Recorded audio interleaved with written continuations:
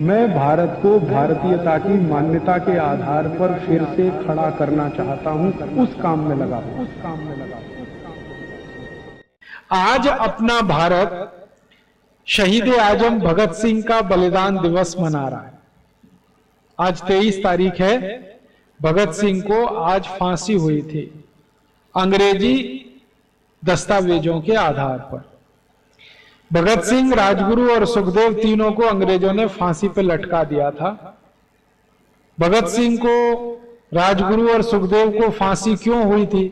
क्योंकि इन तीनों क्रांतिकारियों ने अंग्रेजी सरकार के खिलाफ विद्रोह किया। अंग्रेजी सरकार के खिलाफ विद्रोह क्या था? विद्रोह यह था कि अंग्रेज हिंदुस्तान पर काबिज हो गए थे, कब्जा कर लिया था उन्होंने, और इस देश में लूटपाट मचा रहे थे, लूट रहे थे पूरे देश का धन पैसा। और कितना लूट रहे थे, एक उदाहरण बताता हूं। एक अंग्रेज था, उसका नाम था रॉबर्ट क्लाइव। वो कलकत्ता में था और अंग्रेजों की ईस्ट इंडिया कंपनी का गवर्नर था। तो वो कलकत्ते को लूट रहा था और 6-7 साल उसने पूरे शहर को लूटा। उसके पास 350 सैनिक थे और वो सब मिलके एक एक घर में जाते थे। जो भी सोना चांदी मिल गया उसको लूट के लाते थे और घर के लोग जो विरोध करें तो गोली मारते थे, सीधे गोली मार। 7 साल उसने लूट मार किया। वो धन इकट्ठा हो गया। धन इकट्ठा होकर वो लंदन में ले गया उस धन को, पूरे धन को। तो लंदन की संसद में अंग्रेजों के प्रधानमंत्री ने रॉबर्ट क्लाइव को पूछा कि तुमने भारत से क्या लूटा? तो उसने कहा सोने चांदी के कुछ सिक्के लूटे हैं, हीरे जवाहरात लूटे हैं। तो अंग्रेजों के राजा ने पूछा प्रधानमंत्री ने, कितने लूटे हैं? तो कहता गिनती नहीं किया है। तो फिर भी इंग्लैंड के प्रधानमंत्री ने पूछा अंदाजा बताओ कितना लूटा? तो रॉबर्ट क्लाइव ने जो कहा वो मैं आपको बताता हूं। वो उसने कहा कि कलकत्ता शहर से लूटा हुआ धन में जो लंदन लेके आया, इसको लाने में मुझे पानी के 900 जहाज लगे। फिर से सुन लो।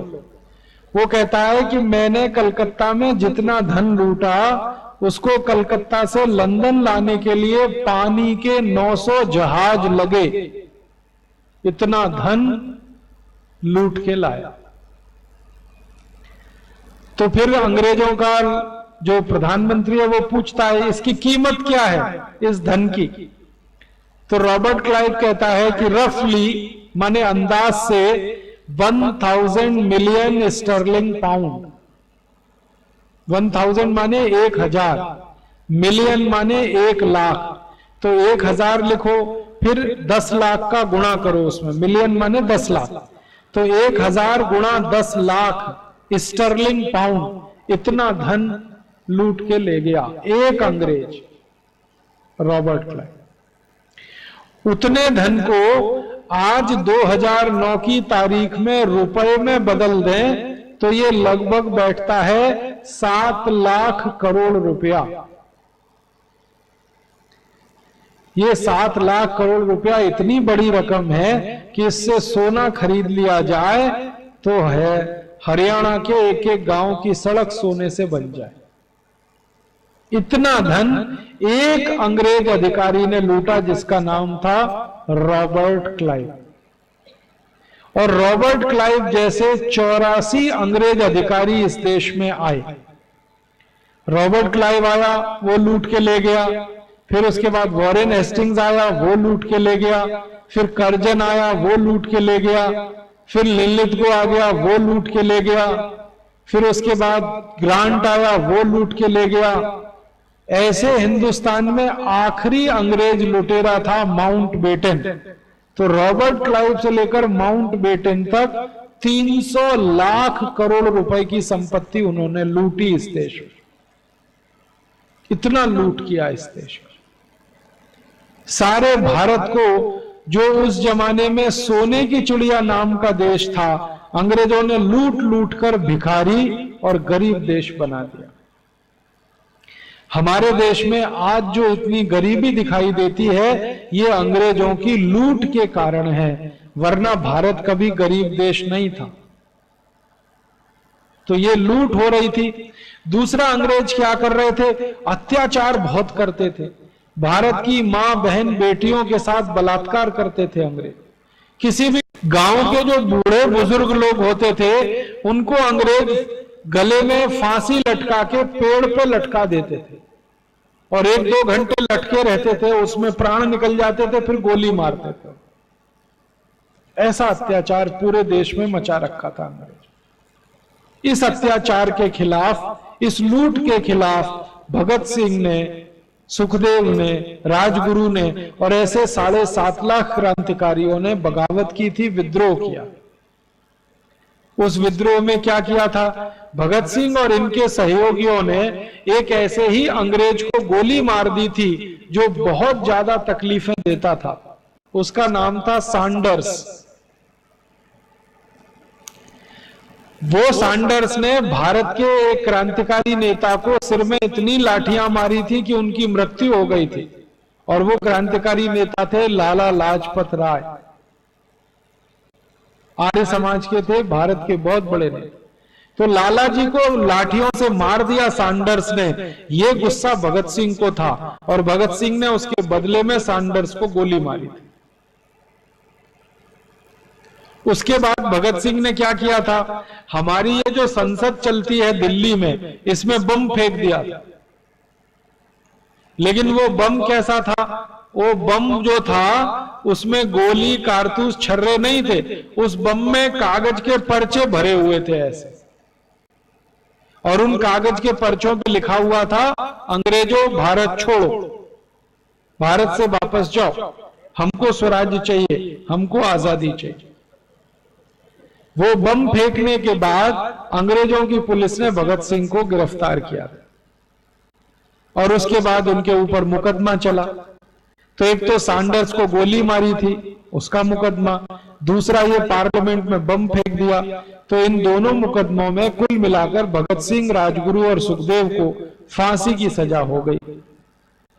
अब फांसी देने के लिए अंग्रेजों ने तय कर दिया कि अब फांसी हो जाएगी। तो जैसे ही अंग्रेजों ने इन तीनों क्रांतिकारियों को फांसी देने का तय किया, पूरे भारत में हंगामा हो गया और भारत के लाखों नौजवानों ने इकट्ठे होकर एक संगठन बना लिया, भगत सिंह को आजाद कराने का, जेल से छुड़ाने का। और योजना ये बनाई गई कि भगत सिंह को जहां रखा था, लाहौर की जेल में रखा था, तो लाहौर जेल की दीवारों को तोड़कर भगत सिंह को निकाल के लाया जाए। ये योजना बनी। अब उस संगठन जिसने ये योजना बनाई, उसमें 3.5 लाख लोग शामिल हो गए। तो ये तो अंग्रेजों की फौज से बड़ा हो गया संगठन। अंग्रेजों की फौज उसके सामने छोटी थी और ये संगठन बड़ा हो गया। तो अंग्रेज घबरा गए और अंग्रेजों को लगा कि ये तो भगत सिंह को छुड़ा के ले जाएंगे। और योजना ये थी कि जब फांसी देंगे उसी समय वो भगत सिंह को छुड़ा के ले जाएंगे। तो अंग्रेजों की सरकार ने डर के मारे एक दिन पहले ही रात को फांसी दे दी भगत सिंह, राजगुरु और सुखदेव तीनों। और फांसी देके उन तीनों के मृत शरीर को जला के फेंक देने के लिए कुछ अंग्रेज अधिकारी निकले जेल से ट्रक लेकर। उस ट्रक में सब्जियां लदी हुई थी, नीचे तीनों का शरीर रखा हुआ था और ट्रक का जो ड्राइवर था वो हिंदुस्तानी था, भारतीय था, लेकिन जो सैनिक थे वो अंग्रेज थे। तो अंग्रेज सैनिकों को हुक्म मिला कि ये ट्रक कहीं ले जाओ, जंगल में भगत सिंह, राजगुरु, सुखदेव के मृत शरीर को जला के वापस आ जाओ। तो ट्रक का ड्राइवर थोड़ा होशियार था, उसको बात समझ में आई। वो ट्रक लेके निकला तो सही जेल से, उन तीनों अंग्रेज अधिकारियों को उसने चकमा दे दिया। एक जगह उसने ट्रक रोक लिया पेशाब करने के बहाने। वो तीनों अंग्रेज भी उतर गए उसी में से। फिर क्या हुआ, जैसे ही तीनों अंग्रेज उतरे वो फट से चढ़ गया और ट्रक को लेके भाग गया।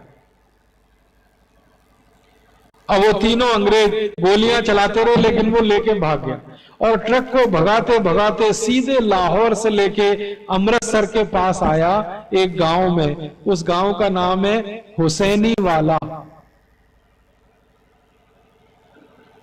वो गांव अमृतसर के बॉर्डर पे है भारत की सीमा। वहां आके ट्रक का डीजल खत्म हो गया।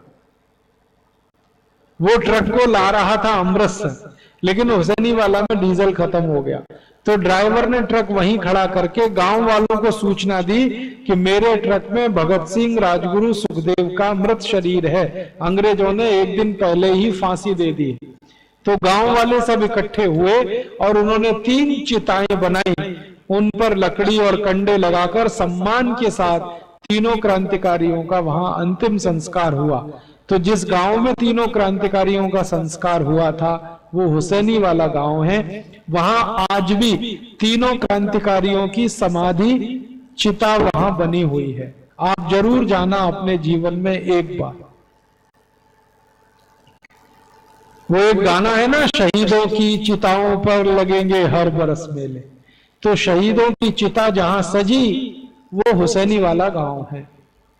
तो ऐसे भगत सिंह, राजगुरु, सुखदेव, उनका बलिदान दिवस है। आज हम सब इस बलिदान दिवस के अवसर पर अपने मन में प्रार्थना करें ईश्वर से कि वो जहां भी हो शांति में हो, उनकी आत्मा जहां भी हो वो शांति में हो, परम शांति में हो, सदगति उनको मिले।